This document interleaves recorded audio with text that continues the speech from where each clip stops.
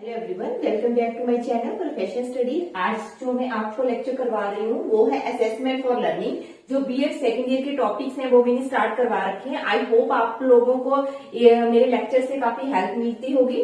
ठीक है, तो आज हमारा नेक्स्ट टॉपिक है असेसमेंट फॉर लर्निंग का ही बीएड सेकंड ईयर स्टूडेंट्स का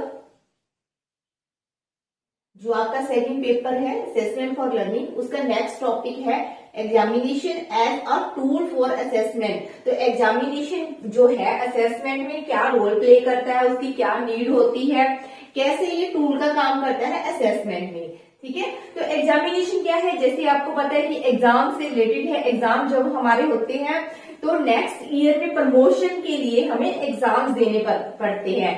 किसी भी हम जॉब के लिए अप्लाई करते हैं उसके लिए एंट्रेंस एग्जाम्स होता है। अगर बच्चा 6th क्लास में है, 7th क्लास में है तो क्या है, उसका सबसे पहले एग्जाम्स होता है। अगर एग्जाम में वो अच्छे स्कोर करता है या पास होता है तभी वो नेक्स्ट क्लास में प्रमोट होता है।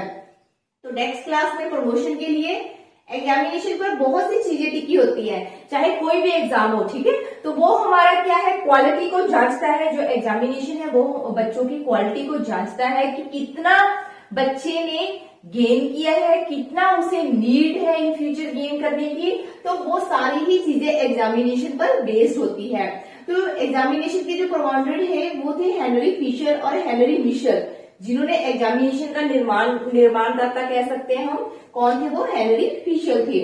तो बच्चों की प्रोग्रेस को जानने के लिए, उनकी नॉलेज को जानने के लिए, एप्टीट्यूड स्किल्स लर्नर्स की जानने के लिए, तो ये बहुत ही महत्वपूर्ण रोल प्ले करता है कौन? Examination. Subjects in whole academic semester और ईयर। तो सारा साल बच्चे ने क्या सीखा, होल एकेडमिक ईयर कि सारा साल बच्चे ने कितना सीखा, क्या सीखा, कौन से सब्जेक्ट में कितना सीखा, कौन से सब्जेक्ट में वो पिछड़ा रहा।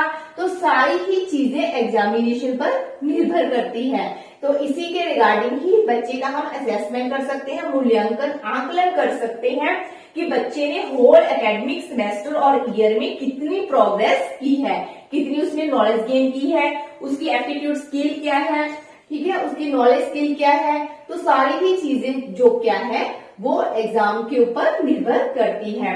तो बच्चों का एवेल्युएट करने के लिए to allow them to go further और नॉट, कि बच्चे नेक्स्ट क्लास में प्रमोट हो सकते हैं और नॉट। अगर मान लो बच्चा 6th क्लास में मैथ्स में फेल हो जाता है या इंग्लिश में फेल हो जाता है तो क्या है, उसकी प्रमोशन रुक जाती है, यानी वो नेक्स्ट ईयर भी 6th क्लास में ही रहेगा।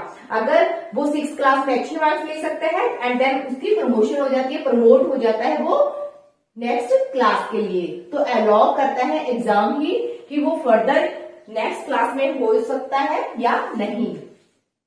Formal way to assess the learner knowledge and proficiency.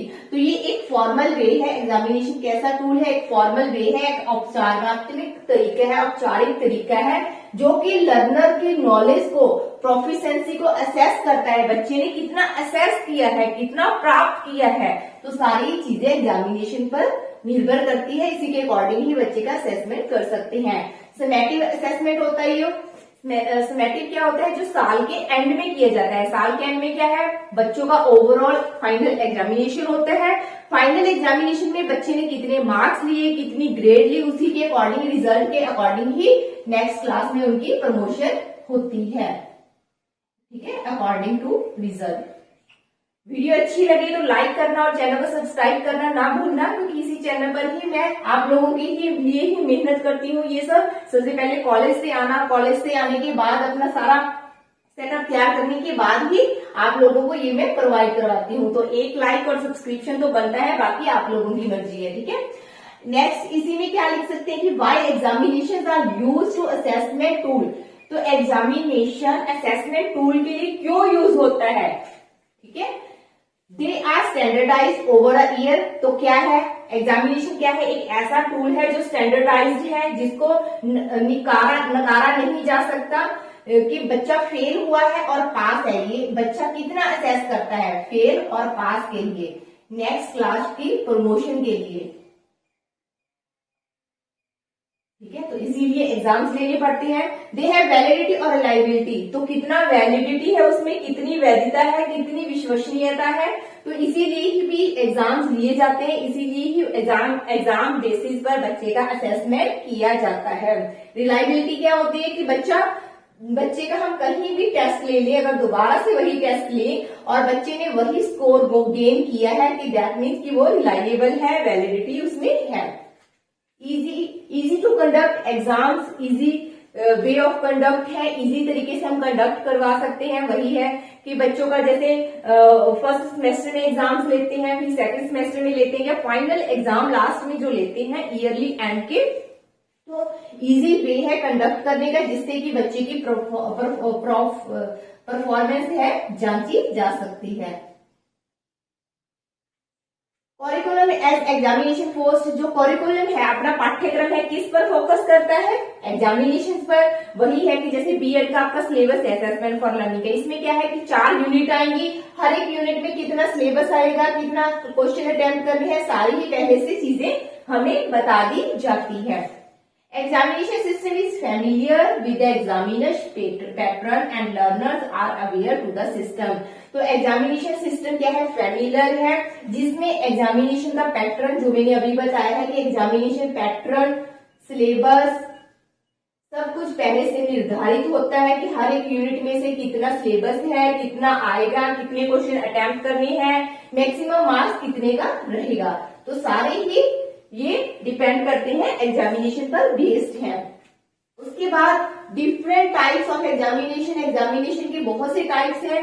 First है रिटन एग्जामिनेशन, यानी जो लिखित रूप में एग्जामिनेशन लिया जाता है, इसमें ऐसे टाइप क्वेश्चंस भी आ जाते हैं, यानी कि लॉन्ग टाइप क्वेश्चंस, जैसे आपके है ना 60 मार्क्स के हैं। शॉर्ट टाइप क्वेश्चंस भी आ जाते हैं, जैसे 4 मार्क्स के हैं आपके बीएड में। ऑब्जेक्टिव टाइप क्वेश्चन भी आ जाते हैं, कोई भी एंट्रेंस एग्जाम है जो कोई भी चीजें हैं जिसमें 4 ऑप्शंस आती हैं और एक हमें क्लिक करना पड़ता है, राइट क्लिक। उसके बाद सेकंड टाइप है ओपन बुक एग्जाम। कुछ एग्जाम्स ओपन बुक पे एग्जाम खोल कर दिए जाते हैं, जैसे इसमें क्या है कि बच्चों की इंफॉर्मेशन और नॉलेज का पता चलता है। ओपन बुक जो एग्जाम्स होते हैं जिसमें बच्चे की नॉलेज और इंफॉर्मेशन, कितनी उसे इंफॉर्मेशन प्राप्त है, कितनी नॉलेज है, सारी चीजें ओपन बुक एग्जाम से पता चलती है। और थर्ड टाइप है इसका ऑनलाइन और ऑफलाइन एग्जाम। कुछ एग्जाम्स होते हैं जो ऑनलाइन भी होते हैं, जैसे सीटेट का तो वो होता है सब्जेक्टिव होता है और थोड़ी ऑनलाइन नहीं ऑफलाइन होता है। तो कुछ एग्जाम्स होते हैं ऑनलाइन सिस्टम में होते हैं, जैसे कंप्यूटर बेस्ड होते हैं, सीबीटी। एंट्रेंस एग्जाम और टर्मिनल एग्जाम। एंट्रेंस एग्जाम भी होते हैं, जैसे मान लो पीएचडी में आपने एडमिशन लेना है तो उसके लिए क्या है कि सबसे पहले ही आपके एंट्रेंस एग्जाम होता है, रैंक के हिसाब से ही आपका एडमिशन होता है। टर्मिनल एग्जाम जो साल के अंत में लिए जाते हैं, end of the year. Oral exams भी होते हैं, ऑरल एग्जाम जैसे नर्सरी क्लास का बच्चा है, केजी क्लास का बच्चा है, तो उसमें क्या है कि बच्चे की पोइम सुनी जाती है, बच्चे की काउंटिंग सुनी जाती है, A to Z सुना जाता है। तो ऑरल एग्जाम्स भी होते हैं। ये कुछ एग्जामिनेशन के टाइप से। उसके बाद आप लिख सकते हो कि need for examination reform. Examination में सुधार की क्या जरूरत है। आज का जो एग्जामिनेशन है हमारा, परीक्षा जो ली जाती है उसमें क्या कमी है, उसको सुधारने की कितनी कोशिश करनी चाहिए या क्या करना चाहिए। तो सबसे पहले क्वालिटी और क्वेश्चन पेपर। तो हमारा जो एग्जाम्स है इंडिया में उसकी क्वालिटी क्या कैसे होती है, डाउन क्वालिटी होती है। क्यों? क्योंकि इसका पहले से ही इतना सिलेबस निर्धारित होता है। क्वेश्चन पेपर का पैटर्न भी सेम रहता है, अपनी मर्जी से बच्चा कुछ भी नहीं लिख सकता। तो सेकंड है एंजाइटी और स्ट्रेस। बच्चे बहुत ही स्ट्रेस में आ जाते हैं, चिंता उनको आने लगती है कि हाँ एग्जाम्स आ गए, एग्जाम्स आ गए, एग्जाम्स आ गए। तो बच्चे की जो असली नॉलेज है उसको बच्चा भूल जाता है और रट्टाफिकेशन के ऊपर ही वो जोर देता है। चीटिंग वही है, पर्ची सिस्टम है। बच्चे या तो अप्रोच लगा लेते हैं या टीचर के साथ ही कुछ सेटिंग कर लेते हैं जिससे वो पर्चियों से या कुछ भी नए तरीके से चीटिंग करते रहते हैं, जिसके कारण एग्जामिनेशन का प्रॉपर तरीके से असेसमेंट नहीं हो पाता। रोट लर्निंग वही है कि बच्चे रट्टा लगाते हैं, जैसे मान लो इंपॉर्टेंट क्वेश्चंस बताते हैं ना आपको, तो क्या है बच्चे उसी क्वेश्चंस का रट्टा लगा लेते हैं कि हाँ यही क्वेश्चन एग्जाम में आएगा तो इसी को मैंने करना है, अदर सिलेबस वो छोड़ देते हैं। तो ये बहुत बड़ी कमी है, इसको जरूरत है सुधार की। इनफ्लेक्सिबिलिटी है, इसमें कोई भी चीज फ्लेक्सिबल नहीं है। इनफ्लेक्सिबल का मतलब क्या है कि अगर 4 यूनिट है उसका जो भी सिलेबस है उतने सिलेबस में से ही क्वेश्चनिंग आएंगे, कोई इनमें इनफ्लेक्सिबिलिटी नहीं है। Same pattern over the year, जैसे आपके एग्जाम होते हैं, टेस्ट होते हैं, यूनिट टेस्ट लगा लो या एग्जाम होते हैं फर्स्ट ईयर में, सेकंड ईयर में, तो उनका पैटर्न सेम ही होता है सेमेस्टर का भी, और लास्ट जो फाइनल एग्जाम होते हैं उनका भी पैटर्न सेम ही रहता है। तो एक ही पैटर्न से हर साल एग्जाम लिए जाते हैं, जो कि गलत है, क्योंकि बच्चा बस वही है रट्टाफिकेशन के ऊपर ही जोर देता है। जो उसकी नेचुरल चीजें हैं या वो जितना ज्ञान उसको होता है उन चीजों के बारे में उतना नहीं बता पाता। Not enhance creativity in answers, वही है आंसर्स में उनकी क्रिएटिविटी शो नहीं होती, क्योंकि जो क्वेश्चन पूछा जाता है उसी के अकॉर्डिंग आंसर देना होता है, और अपनी मर्जी से बच्चा उसमें कुछ हेर बदल नहीं कर सकता, आंसर्स में अपनी क्रिएटिविटी को शो नहीं कर सकता। मान लो क्रिएटिविटी के बारे में ही बच्चा पता नहीं क्या क्या जानता है, लेकिन हमें आंसर कैसे देना है, as a book, as a publisher के अकॉर्डिंग, कि हाँ इस राइटर ने ये वाली डेफिनेशन दी है, इसके अकॉर्डिंग ये चीजें हैं। तो सारी ही चीजें क्या है, बेस्ड है करिकुलम के ऊपर, पैटर्न के ऊपर, सिलेबस के अकॉर्डिंग, और ये रट्टाफिकेशन के ऊपर भी जोर देता है। तो लास्ट में कंक्लूजन में आप यही लिख सकते हो कि examination as a tool for assessment के लिए यूज होता है, जो कि मतलब कि एक ऐसा तरीका है जिसमें बच्चे का असेसमेंट किया जाता है, आकलन किया जाता है, लास्ट ऑफ द ईयर किया जाता है, कि जिसमें बच्चे का ये जाना जाता है कि बच्चे ने कितना प्राप्त किया है, कितना उसे नॉलेज है, कितना और अधिक लेने की जरूरत है, नेक्स्ट क्लास में वो प्रमोट हो सकता है या नहीं। तो ओवरऑल ये काफी बेहतर तरीका है, एक अच्छा तरीका है, टूल है। इसमें कुछ कमियां भी है, अगर इन कमियों को हम सुधार सकते हैं तो एग्जामिनेशन है जो एक बेस्ट तरीका है बच्चे की क्वालिटी को, बच्चे की क्वांटिटी को जानने का। ठीक है, दैट्स ऑल। आज का जो हमारा लेक्चर था वो असेसमेंट के ऊपर ही था, examination as a tool for assessment की।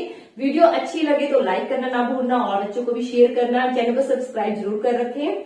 Thanks for watching. Have a nice day. Thank you.